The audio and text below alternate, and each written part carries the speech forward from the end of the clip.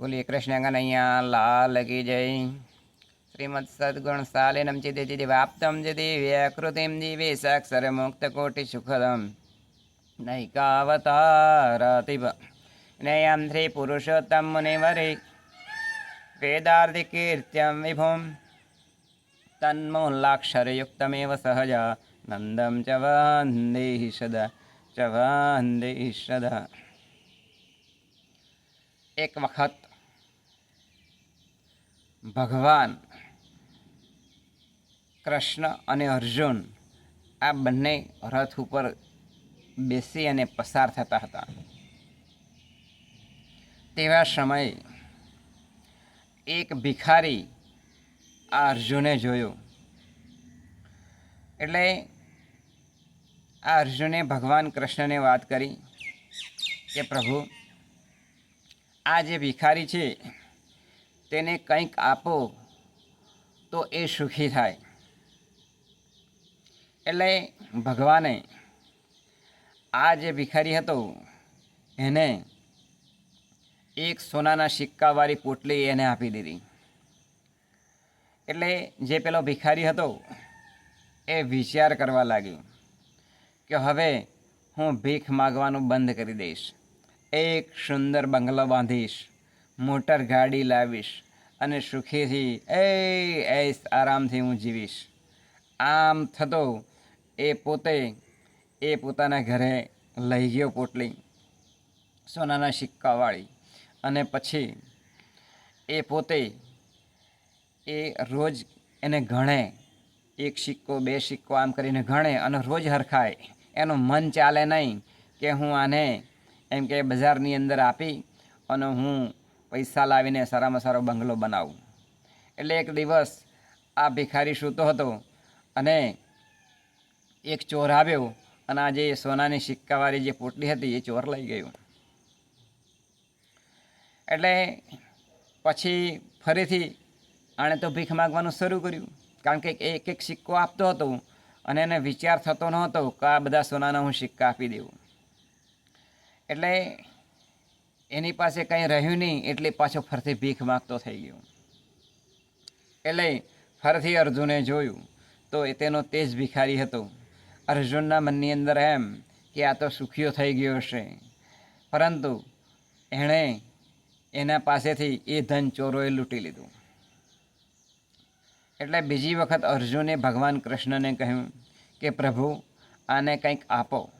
એટલે એમણે એક હીરો હતો, એ હીરો ભગવાન કૃષ્ણએ આ ભિખારીને આપ્યો.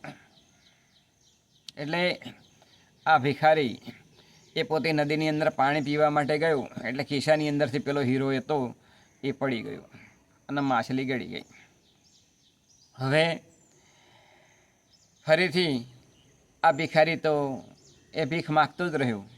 એટલે અર્જુને કહ્યું કે પ્રભુ, હજુ આ તો ભિક્ષા જ માગે છે. તમે સોનાના સિક્કા આપ્યા, તમે હીરો આપ્યો, છતાં પણ આ તો ભીખ જ માગે છે. ત્યારે ભગવાન એ અર્જુનને કહે છે કે તેના નસીબની અંદર એ ભિક્ષા માગવાની જ લખેલી છે, કારણ કે તેના નસીબની અંદર, તેના કિસ્મતની અંદર જો ધન આપવામાં આવે છતાં પણ એ ધનવાન બની શકતો નથી. એટલે અર્જુને ફરીથી ભગવાન કૃષ્ણને વિનંતી કરી કે પ્રભુ, કંઈ વાંધો નહીં, તમે છેલ્લી વાર આ જે ભિક્ષુક છે એને કંઈક આપો. એટલે ભગવાને એને એ 10 પૈસા આપ્યા. એટલે 10 પૈસા લઈ અને ભિખારી એ ખુશ થયો. એટલે આ જે ભિખારી હતો એ 10 પૈસા લઈને એણે વિચાર્યું કે આ પૈસાની અંદરથી હું ઘણું બધું લાવીશ, કારણ કે પ્રાચીન સમયની અંદર 10 પૈસાની અંદર પણ ઘણું બધું મળતું હતું. એટલે એ રસ્તે જતો હતો અને નદી આવી, એટલે એક તો એક માછીમારે માછલો પકડતો હતો. એટલે આ જે ભિખારી હતો એને વિચાર આવ્યો કે આ કેટલા જીવાત્માને મારી નાખે છે, તો આને હું પૈસા આપું તો આ માછલાને છોડી દે અને મને આપી દે. એટલે હું અંદર નદીની અંદર ફેંકી દઈશ એટલે પાછો જીવતો થઈ જશે. એટલે આમ માની અને જે પેલા 10 પૈસા આપ્યા હતા ને એ પેલા માછીમારને આપ્યા. એટલે એની પાસે જે માછલો હતો ને તે પેલા ભિક્ષુકને આપ્યો. એટલે ભિક્ષુકે જોયું તો તેના ખિસ્સાની અંદરથી જે પેલો મણી પડી ગયો હતો ને એ જ મણી એ જે માછલું ગળી ગયું હતું ને એ જ માછલું એની પાસે આવ્યું અને એના મોંની અંદરથી એને મણી મળી જાય છે અને પોતે માછલાના જે હોય તે બધા એ નદીની અંદર છોડી દે છે. એટલે આ જે ભિક્ષુક હતો એ પોતે બૂમો પાડે છે, મિલ ગયા મિલ ગયા મિલ ગયા, આ બૂમો પાડે છે. એટલે પેલા ચોરને ખબર પડી ગઈ, ચોરે સાંભળી લીધું કે આ તો મેં સોનાના સિક્કા ચોરી લીધા છે ને. એ આ જે ભિક્ષુક હતો ને એણે ખબર પડી ગઈ. એટલે એ પણ આને પાછા આવી અને એને બધા સિક્કા આપી દીધા અને કહ્યું કે તમારા ઘરેથી હું ચોરી કરીને લઈ ગયો હતો, પરંતુ તમે બોલ્યા ને મિલ ગયા એ તમને ખબર પડી ગઈ હશે, એમ કરીને આ તમારા જે સિક્કા છે એ બધા સોનાના હું પાછા આપું છું. ત્યાર પછી એને મણી પણ પાછો મળી, હીરો પણ પાછો મળી ગયો, એને ભિક્ષુકને સોનાના સિક્કા પણ પાછા મળી ગયા. એટલે જે પેલા અર્જુન હતો એ ભગવાન કૃષ્ણને હાથ જોડીને પૂછે છે કે હે પ્રભુ, તમે તો કહેતા હતા કે એના કિસ્મતની અંદર એ ધન લખેલું જ નથી, એના જીવનની અંદર ભિક્ષા જ માગવાની લખેલી છે, તો પછી આ બધું એને પાછું કેવી રીતે મળી ગયું? ત્યારે ભગવાન કહે છે એણે એની સોચ બદલી, એણે એનો વિચાર બદલ્યો, તો એને એની પાસેથી ચોરાઈ ગયેલું ધન એને પાસે મળ્યું.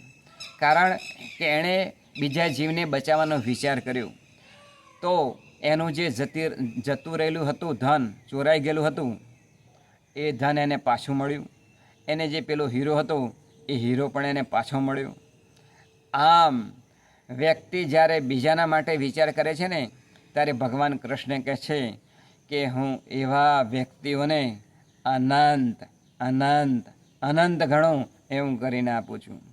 આમ આપણે આપણો વિચાર બીજા માટે કરવો, બીજાનો જીવ બચાવવા માટે કરવો, આપણાથી બની શકે તેટલી બીજા જીવો પ્રત્યેની એ દયા ભાવના રાખવી, તો ભગવાન આપણને અત્યંત સુખિયા કરે. એ જ આજના શુભ દિને પ્રાર્થના. બોલીએ કૃષ્ણ કનૈયા લાલ કી જય.